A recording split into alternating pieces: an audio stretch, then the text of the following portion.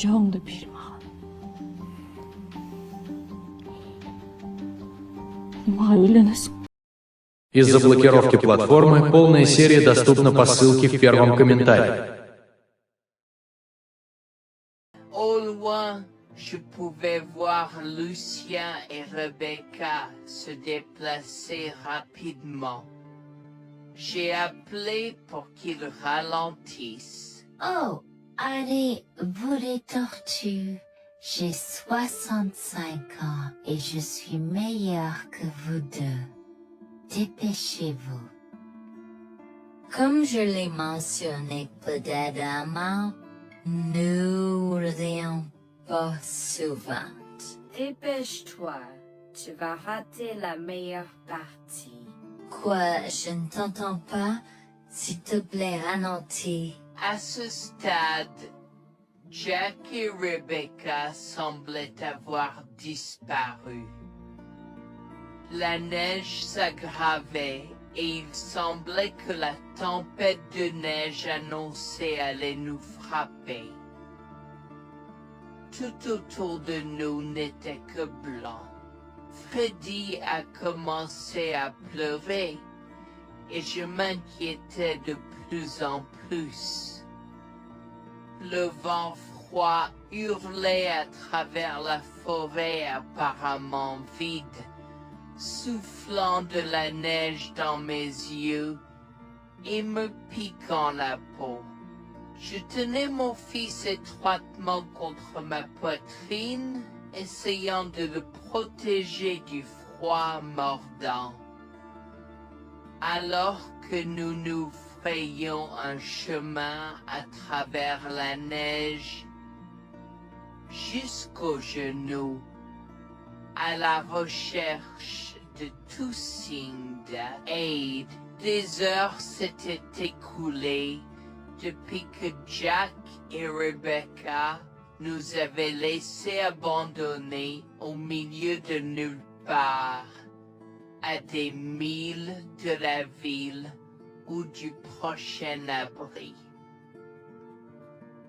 Wax attira contre elle et mon mari, mais plus que ça, j'avais peur pour la sécurité de mon fils. Maman, il fait si froid. Je veux rentrer à la maison. Je sais, mon bébé. Je suis désolée pour tout ça. Je te promets que je vais trouver de l'aide pour nous, d'accord? Ne t'inquiète pas une seule seconde. Alors que nous trébuchions à travers les congères, je pouvais sentir mon corps s'affaiblir de minute en minute. Je savais que nous ne pouvions pas survivre dehors pendant longtemps, et trouver un abri était la priorité numéro 1. Mais juste au moment où je pensais que tout espoir était perdu, une lumière faible est apparue dans le lointain. Nous avons trébuché vers elle à moitié aveugle et à moitié gelé, jusqu'à ce que nous atteignions enfin la petite cabane aperçue auparavant, avec ses bouffées de fumée qui s'élevaient toujours dans le vent rude, nichée dans une clairière. Avec les quelques forces qui me restaient, j'ai frappé à la porte aussi fort que possible et je me suis effondré dessus. Maintenant, qui pourrait, oh Harold, apporter de l'eau bouillante et des couverts tout de suite? Un couple âgé et gentil nous a accueillis. Ils étaient si aimables de nous permettre d'enlever nos vêtements gelés, de nous baigner dans l'eau qu'ils ont tirée pour nous et de nous asseoir près du feu, avec une nouvelle paire de vêtements et leur offrant une soupe chaude et des couvertures pour nous envelopper. Nous nous sommes blottis ensemble dans la chaleur. Mes sentiments de colère et de frustration ont commencé à bouillir. Comment ont-ils pu faire ça? J'espère qu'ils viennent dehors. Il y a plus de gens dehors. Nous devons aller les chercher. Non, ne te dérange pas, c'est ma belle-mère et mon mari inutiles. Ils nous ont laissé là pour geler. Tu dis un mensonge. Pourquoi ferais-tu une chose aussi horrible? Je savais que Becky était toujours comme ça, mais Lucia, pas moyen qu'il nous ferait ça. Attends une seconde. Becky, ce nom me dit quelque chose. Est-ce la dame avec une fine silhouette, les lèvres pincées et sérieuses tout le temps? Porte-t-elle des lunettes pourpres et une taupe sur sa lèvre supérieure? La même. Comment la connaissez-vous? Elle a l'habitude de parcourir ces régions, mais c'est bizarre de faire une telle chose pendant cette période où les tempêtes de neige sont abondantes. En fait, je ne l'ai jamais vue dans ces parages pendant cette période de l'année. Maintenant, chérie, s'il te plaît, dis-nous comment tu la connais. Je suis sa belle-fille. Nous sommes venus de Floride parce qu'elle n'avait jamais vu son petit-fils Freddy depuis sa naissance. Je voulais vraiment qu'ils se lient d'amitié et se connaissent, mais Anne semblait désintéressée, même après que nous soyons venus de si loin. Freddy était blotti contre moi, endormi dans mes bras, avec un sourire sur son visage. Dieu merci, il allait bien. Dieu merci, il était en sécurité. Comment son petit corps a survécu tout cela? Encore un mystère pour moi. Mais plus je le regardais, plus je devenais frustré par son père, inutile, et sa grand-mère. Elle est magnifique. Cela nous fait pleurer de savoir que cela s'est produit. Vous voyez, nous n'avons pas d'enfants. Nous ne pouvions pas en avoir. Alors nous avons décidé de venir vivre sur les montagnes. C'est la vie que nous avons toujours voulu, mais nous ne pouvons pas combler les lacunes dans nos cœurs. Donc, entendre que quelqu'un qui a la chance d'avoir un tel petit enfant a choisi d'être négligent est quelque chose que nous ne pouvons pas pardonner. Tu sais, j'ai toujours eu un drôle de pressentiment à propos de Becky, je te l'ai dit, Harold. Cette femme n'est pas normale dans sa tête. j'ai crié après eux leur disant d'attendre pour nous, mais ils ont juste continué à aller de l'avant. Ils m'entendaient, mais ils choisissaient de ne pas m'écouter. Pourquoi aurait-il fait ça? Parfois, nous ne savons pas pourquoi les gens font les mauvaises choses qu'ils font. Tout ce que nous pouvons faire, c'est faire de notre mieux. Nous avons continué à converser le reste de la soirée et aussi en colère que je fusse. Avec le stade où je m'ai fait cheveux merger parce que je savais que Lucien et moi étions exécutés de lui. Le matin est venu et il semblait que la tempête de neige se soit calmée. J'ai cherché sur divers sites web pour trouver des rapports météorologiques indiquant que c'était maintenant sûr de se déplacer dans la ville. Et la ville.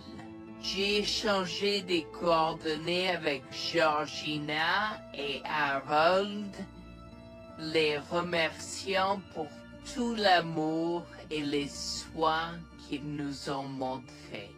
Il n'y a pas besoin de nous remercier. Nous avons juste fait ce qui était juste.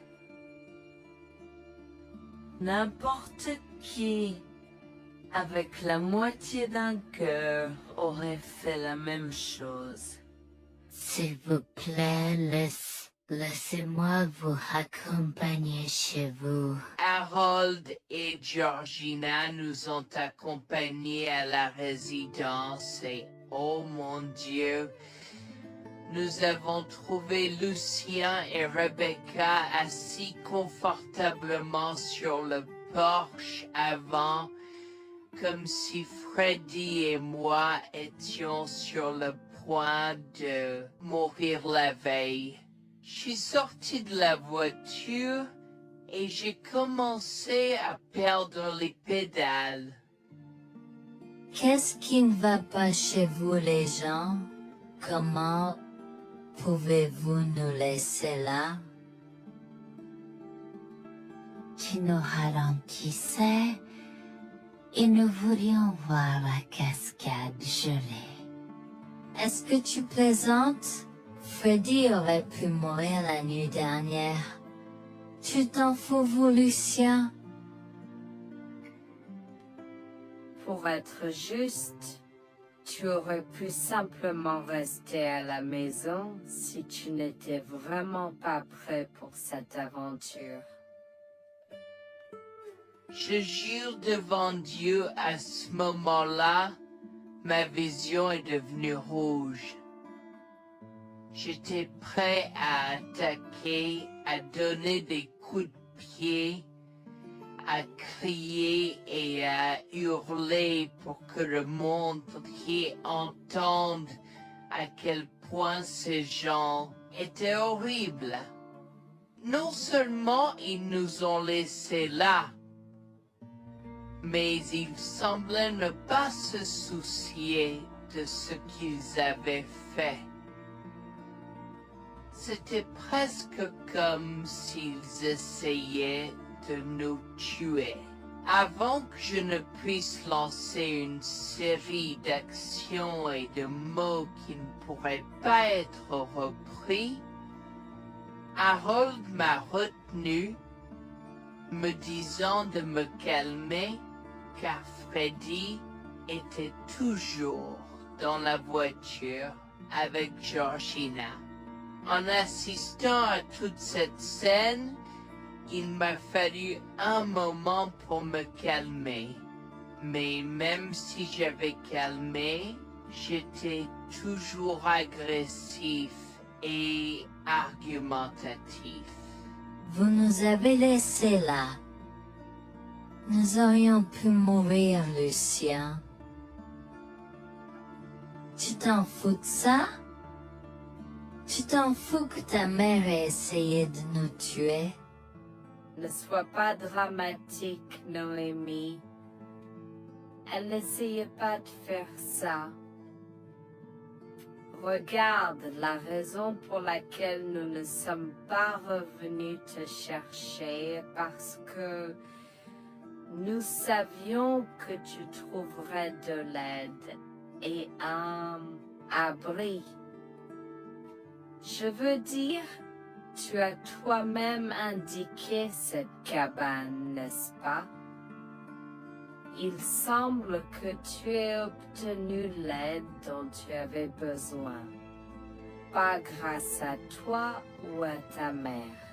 Je n'arrive pas à croire ce que j'entends ce moment. Assez, tout le monde. Ne me donne pas mal à la tête. Comment peux-tu être si froid et sans cœur envers ta femme? J'ai la moitié d'une idée de venir te frapper. Essaie, vieil homme. Je te mets au défi. Écoute, Noémie. Je suis désolée que tu n'aies pas pu gérer un peu le mauvais temps, mais je jure qu'il n'y avait aucune mauvaise intention de ma part.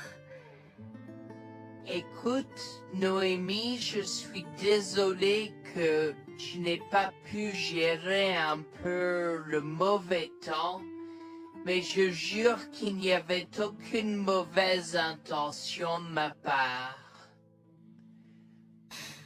Oh oui.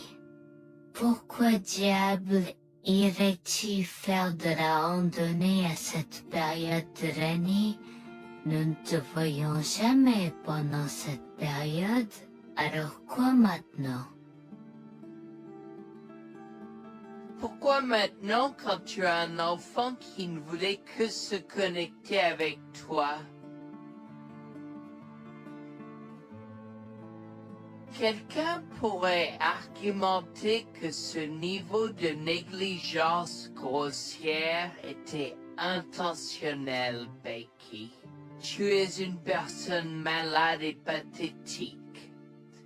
Cela a semblé faire fondre l'extérieur froid et dur de Becky, qui avait l'air douloureuse, du moins pendant un instant, avant de revenir à son extérieur de méchante sorcière de l'Ouest. Je ne sais pas ce que tu essaies d'insinuer, mais si tu cherches une bataille, je peux t'assurer que tu la perdras. Tu oublies que je suis une femme riche. J'ai accès au meilleur. Voyons comment ton petit argument va se passer en cours, vieil homme. Vous êtes pas là avec votre malade joueuse. Je souhaite que vous restiez fiers. Tu sais quoi, Noémie? Je m'en fiche maintenant. Je n'ai plus besoin de faire semblant devant toi et tout le monde. Alors, laisse-moi te dire les choses clairement pour que tout le monde puisse entendre. Je m'en fiche de toi et de ce bébé. Honnêtement, je souhaite que vous soyez tous les deux morts hier. Au moins, vous auriez arrêté de me déranger avec vos tentatives pour rencontrer ce bébé. Est-ce que je parais en avoir quelque chose à faire? J'ai fait mon geste vers elle comme si mon corps avait une volonté propre. Je me suis approché d'elle et l'ai giflée. j'ai continué à la gifler et à donner des coups de pied aussi fort que possible jusqu'à ce que Jack et Harold me déchirent. Tu m'instaudes. Comment osais-je? Comment osez-vous vous asseoir là et défendre cette sorcière? Elle l'avait mérité. Toi, je vais te poursuivre en justice. Comment oses-tu me mettre les mains dessus? Elle ne voulait évidemment pas cela. Regardez, il semble que les tensions soient élevées en ce moment. Pourquoi ne pas tous prendre une grande respiration? Entrons et réglons cela. Vous êtes un homme faible et pathétique, et j'espère que vous passerez le reste de votre vie à expier ce que vous avez fait à votre fils. Avant que Jack ne puisse répondre, je lui ai craché au visage avant de rentrer à l'intérieur, de prendre Freddy et ses affaires, et de monter dans la voiture avec Georgina et Freddy. Maman, j'ai peur. Que se passe-t-il? Pourquoi tu combattu grand-mère? Chérie, je suis vraiment désolée que tu aies dû voir ça. Les choses sont beaucoup plus compliquées ici et je ne veux pas te mentir. Mais je crains que tu ne sois un peu trop jeune pour comprendre. Mais pour l'instant, je suis désolée de devoir te dire que pour l'instant, il semble que grand-mère et papa ne veulent pas de nous ici. Nous ne pouvons pas être ici parce que papa et grand-mère ne sont pas très gentils et je ne veux pas que tu sois autour de personnes qui ne sont pas gentilles. Mais Georgina et Harold sont gentils, n'est-ce pas? Oui, j'aime Georgina et Harold. Harold et Georgina peuvent-ils être mes grands-parents? Oh mon Dieu, mon petit enfant, tu me fais pleurer. Bien sûr, je peux être ta grand-mère. Oh mon Dieu, mon petit enfant, tu me fais pleurer. Bien sûr, je peux être ta grand-mère. Je serai toujours ton ami et je te promets de prendre soin de toi si tu as besoin de moi.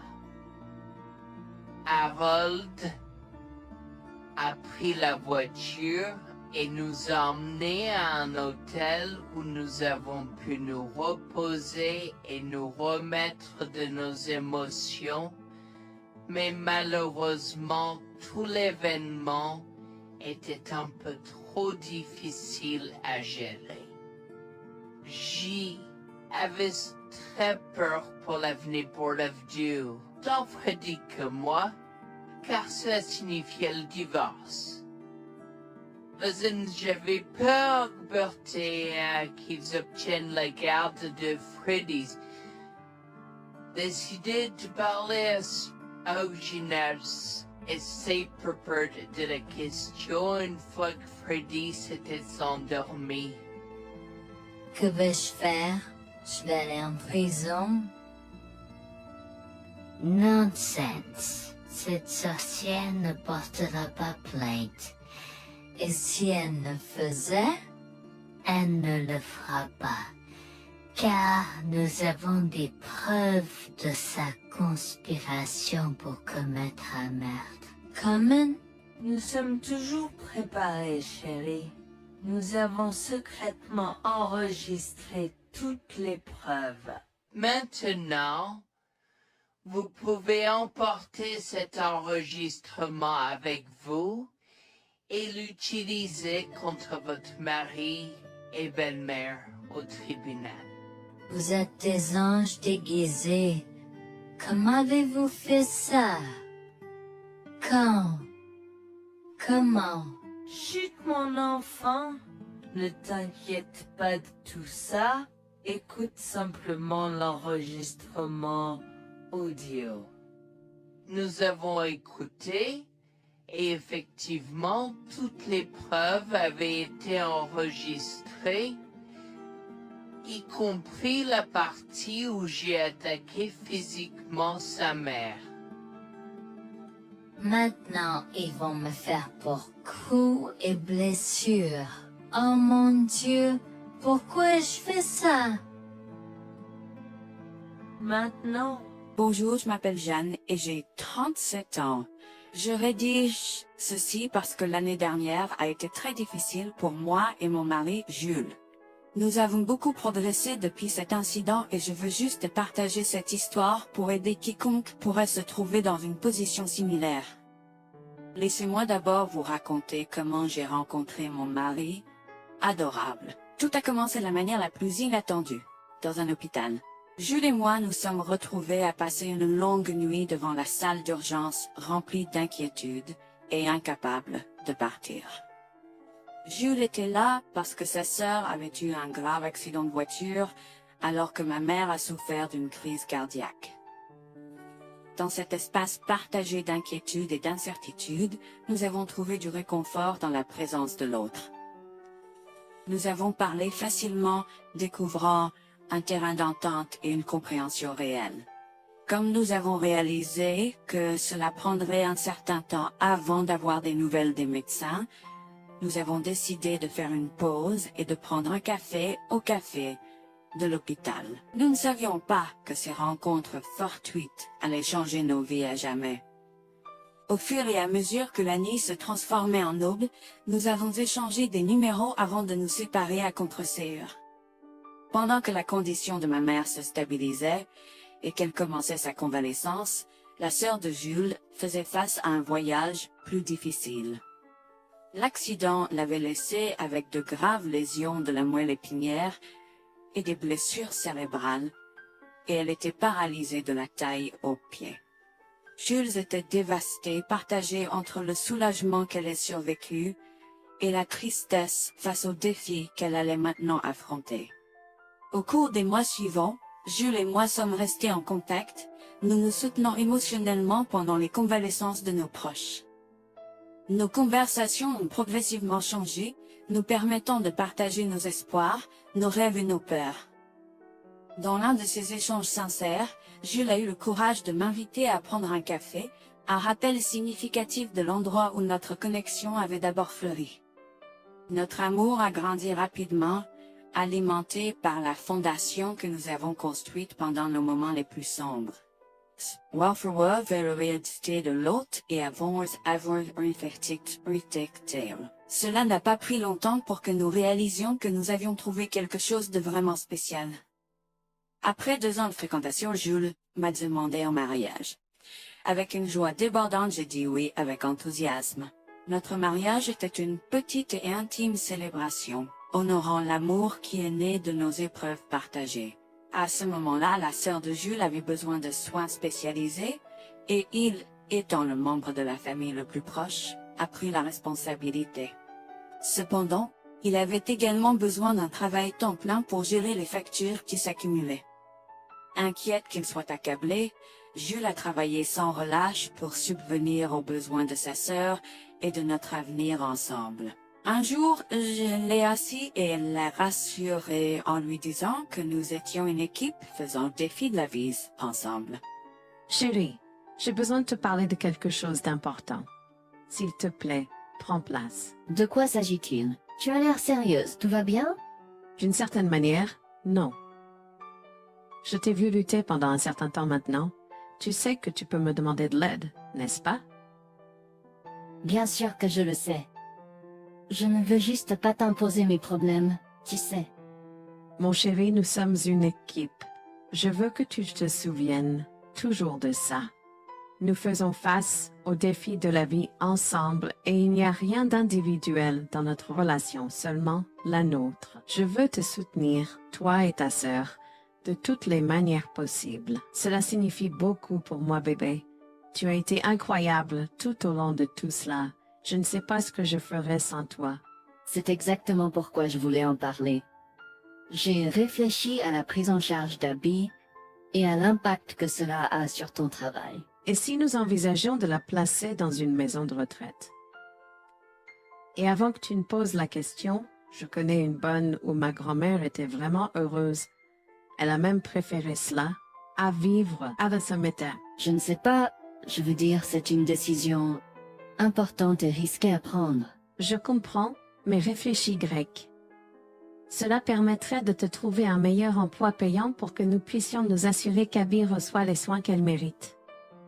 Nous pouvons la visiter régulièrement et être toujours là pour elle. Mais cela soulagerait une partie de la charge sur tes épaules. Tu as raison. C'est un choix difficile, mais je fais confiance à ton jugement. Je suis heureuse que tu me laisses enfin t'aider. Crois-moi, les choses sont plus faciles quand on peut partager ses fardeaux avec quelqu'un. Je veux dire, c'est comme ça que nous nous sommes trouvés, non? Comment pourrais-je jamais l'oublier? Je t'aime tellement. Merci de rester à mes côtés. Tais-toi, pas besoin de remerciements.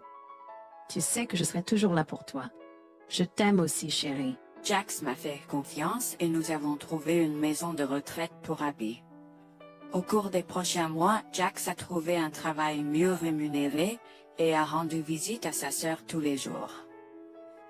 Le rétablissement d'Abby a progressé de manière surprenante bien qu'elle soit paralysée. Elle a commencé à se déplacer dans la maison de retraite dans son fauteuil roulant, déterminée à explorer. La maison de retraite permettait aux résidents de sortir avec des membres de leur famille enregistrés, alors je lui ai envoyé une allocation mensuelle pour l'aider à s'amuser. La mère de Jax, Grégoire, a entendu parler de son dévouement au bien-être d'Abby et des efforts qu'il a déployés pour s'occuper d'elle. Grégoire est venu à notre domicile, les larmes aux yeux, pour exprimer à quel point il était fier de son fils. Mère, pourquoi pleures-tu? Qu'est-ce qui ne va pas? Je veux juste que tu saches à quel point je suis fier de toi, Jules. Tu as montré une telle force et compassion en prenant soin d'Abby. Je ne pourrais pas être plus fier d'avoir élevé un fils aussi merveilleux. Eh bien, merci, mère. Je fais juste ce que je peux pour Abby. C'est pas facile, mais je l'aime et je veux m'assurer qu'elle va bien. Tu as fait plus que suffisamment, mon chéri. Je ne veux pas que tu portes ce fardeau seul. Je veux prendre le relais et rendre visite à Abby plus fréquemment. Tu dois te concentrer sur ton travail et ta propre vie. Abby sera bien prise en charge. Fais-moi confiance. Eh bien, ce n'est pas comme si je l'avais fait seule. Jeanne a été à mes côtés, me soutenant à chaque étape du chemin. Nous sommes une équipe et nous sommes tous les deux engagés dans le bien-être d'Abby. Oh, je sais que Jeanne a été là, mais tu as fait tellement, Jules. Il est temps que tu priorises ta propre vie et ta carrière. Abby sera entre de bonnes mains. Fais-moi confiance. D'accord, mère, si tu es sûre de toi, alors j'accepterai. Mais je veux que tu saches que c'était un plaisir de prendre soin d'Abby et que je serai toujours là pour elle, quoi qu'il arrive. Je t'apprécie, Jules, mais il est temps pour toi et Jeanne de vous concentrer sur vos futurs. Fais-moi confiance, ce sera pour le mieux. D'accord, mère, si tu crois que c'est la bonne chose à faire, alors j'irai avec. Promets juste de bien t'occuper d'Abby. Je te le promets, maman, tu peux compter sur moi. Maintenant, va et concentre-toi sur ton travail. Laisse-moi m'occuper de la garde d'Abby. J'ai trouvé l'intérêt subi de Grégoire pour Abby un peu étrange, mais je me suis tue car je savais que ce moment était important pour Jules. L'année suivante, Jules s'est concentré sur son travail et obtenu une augmentation. J'ai également obtenu une augmentation. ce qui nous a permis d'augmenter l'allocation mensuelle de balles d'Abby. Grégoire a tenu sa promesse, mais il y avait un piège. Il a toujours insisté pour que nous restions occupés par le travail et nous a rappelé à quel point Abby était heureuse avec plus d'argent. Il nous a grondé si nous voulions la visiter et a prétendu qu'il savait ce qui était le mieux pour elle. Grégoire nous a fait appeler avant de rendre visite à Abby, donc il a contrôlé notre accès à elle. En conséquence, nous l'avons vue de moins en moins, mais nous avons continué à lui envoyer l'allocation chaque mois. Je me sentais mal à l'aise par la situation. L'attitude possessive et le comportement contrôlant soudain de Grégoire m'inquiétaient. Il semblait toujours avoir des excuses lorsque Jules avait besoin d'aide avec Abby dans le passé.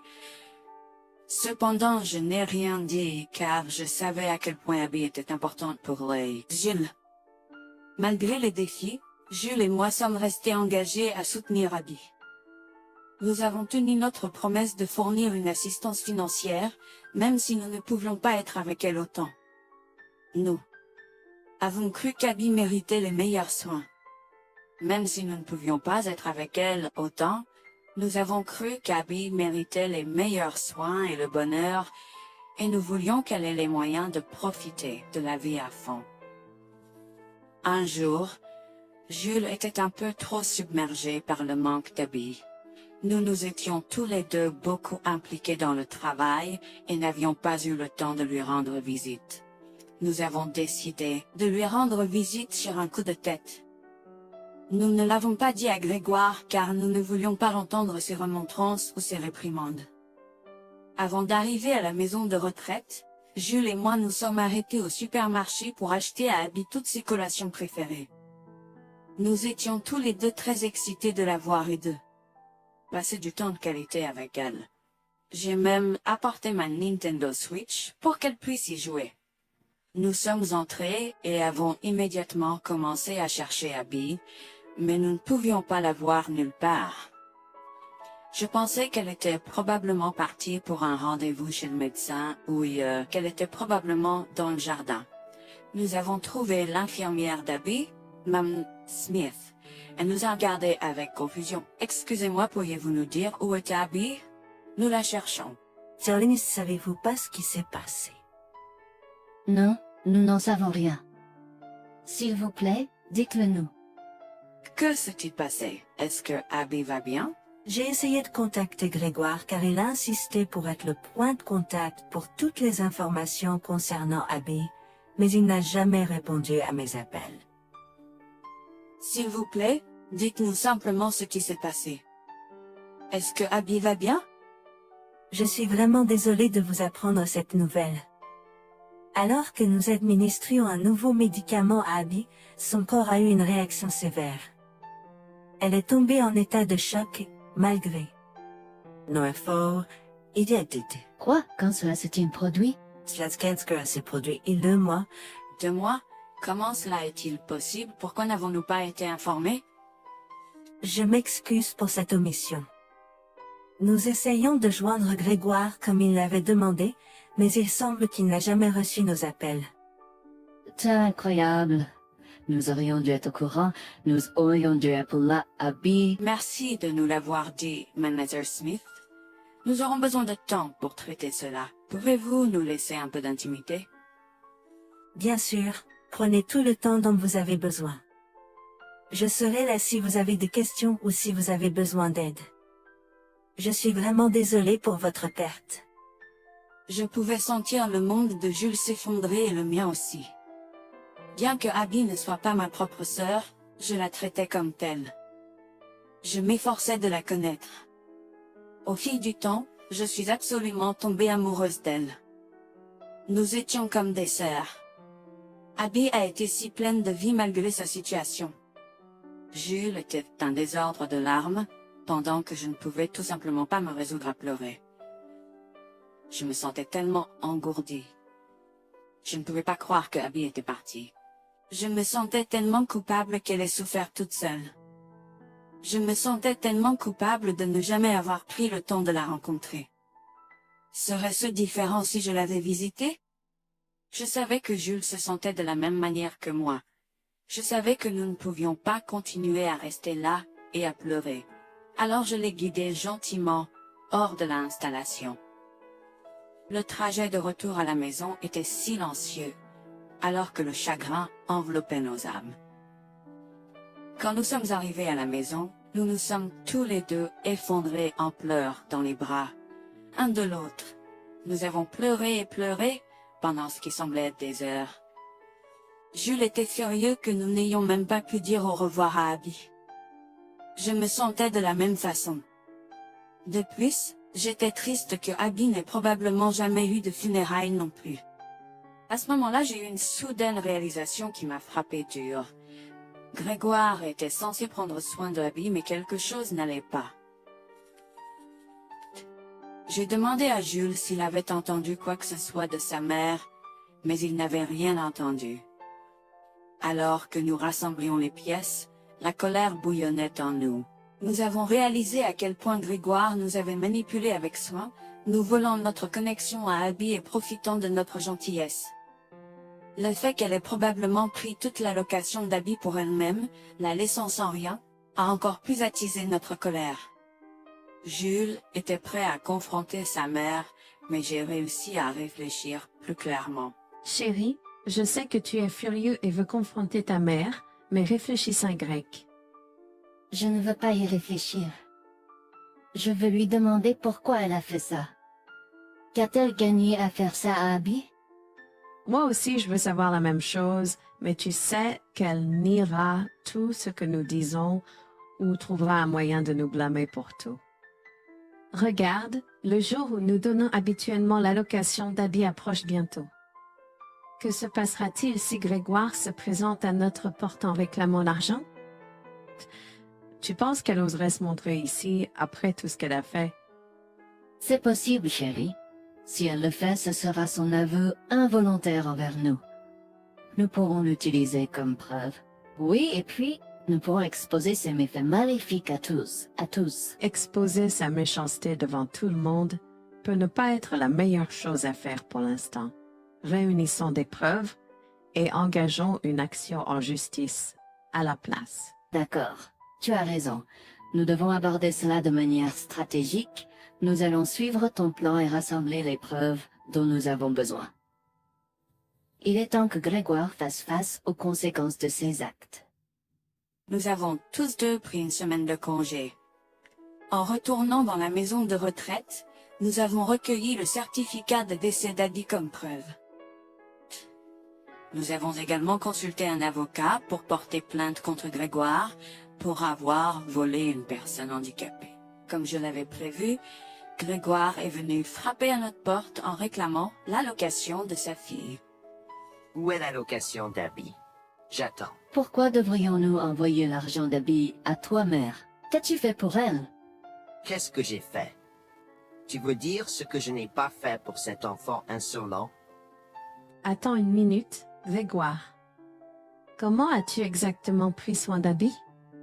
Je lui achète toute la nourriture qu'elle veut, et je réponds à tous ses caprices. Je m'assure même qu'elle prend ses médicaments quand je la visite. C'est génial. Quand as-tu vu Abby pour la dernière fois? Je l'ai visitée hier. Je suis seulement ici parce qu'elle s'inquiète que tu ne lui aies pas envoyé son allocation. Comment oses-tu mentir à mon visage? Je ne mens pas. Qu'est-ce que tu veux dire? Comment oses-tu m'accuser de mentir? Tu es aussi ingrat qu'Abby. Sans hésiter, je tends à Grégoire le certificat de décès d'Abby, ma dégoût visible dans mes yeux, alors qu'elle le regarde avec stupeur. Grégoire a vacillé, tentant de s'excuser. Quoi? Non, ce n'est pas vrai. Ma petite fille. Je suis désolé, Jules. Je suis désolé. Enregistre tes excuses, mère. Tu n'as fait que l'insulter depuis que tu es arrivée. Tu es dégoûtante. Nous avons déjà engagé des poursuites judiciaires contre toi pour tes crimes. Nous avons des preuves de ta négligence. À bien, tribunal. S'il te plaît, Jules, ne fais pas ça. Je souffre autant que toi. S'il te plaît. Arrête. Quitte notre maison et ne nous adresse plus jamais la parole. Nous ne voulons plus rien avoir à faire avec toi. S'il te plaît, ne me conduis pas en justice. Je suis désolé. Il est trop tard pour les excuses. Tu as fait tes choix et tu devras maintenant assumer les conséquences de tes actes. Petit à petit, Jules et moi avons pris des précautions et enregistré notre conversation avec Grégoire. Cette preuve supplémentaire a joué en notre faveur et la Cour a statué que Grégoire devait nous rembourser, y compris les taux d'intérêt similaires à ceux pratiqués par les banques. Elle devra nous verser des mensualités pendant les prochaines années. Jules est allé plus loin et a partagé l'enregistrement avec le reste de sa famille élargie. Par conséquent, Grégoire a fait face à l'exclusion de sa propre famille. Jules et moi avons pleuré ensemble pendant longtemps. La douleur était profonde, mais lentement, nous avons commencé à guérir. Nous avons pris une décision ferme de couper tout contact avec Grégoire. Le